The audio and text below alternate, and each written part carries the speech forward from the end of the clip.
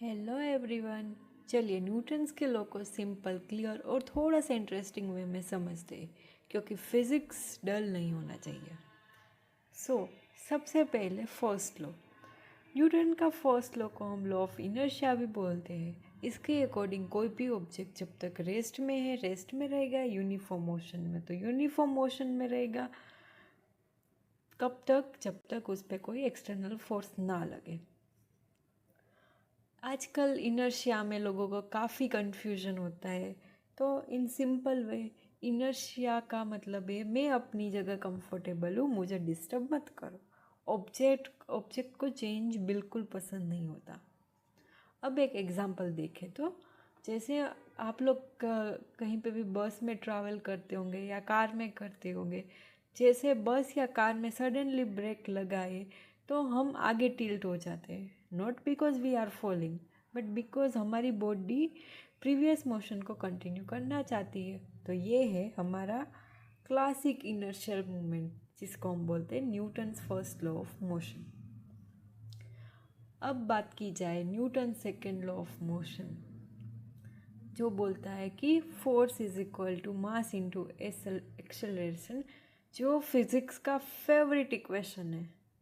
मतलब जितना फोर्स दोगे उतना एक्सेलरेशन मिलेगा, और जितना मास होगा उतना ऑब्जेक्ट शांत रहेगा।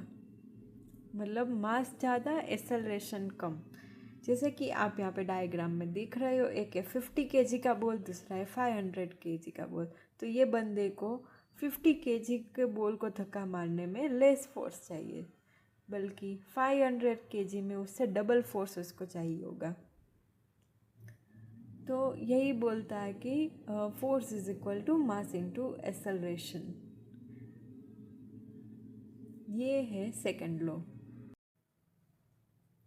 तो अब आगे बढ़ते हैं न्यूटन्स के थर्ड लॉ ऑफ मोशन में।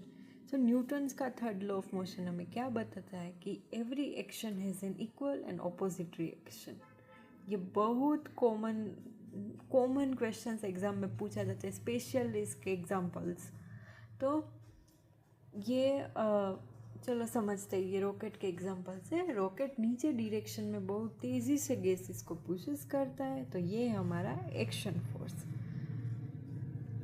और इन गैसेस का रिएक्शन होता है कि वो रॉकेट को ऊपर के डायरेक्शन में एग्जैक्टली उतने ही फोर्स से पुश कर देती है, और इसलिए रॉकेट लिफ्ट होता है, रॉकेट ऊपर जाता है, क्योंकि नीचे वाला पुश इक्वली स्ट्रॉन्ग होता है। तो ये है हमारा Newton's third law of motion. अभी भी आपको समझ में नहीं आता, सिंपल वर्ड्स में बता देती हूँ कि रॉकेट्स गैसेस को नीचे धक्का देता है और गैसेस रॉकेट को ऊपर धक्का देता है, सिंपल।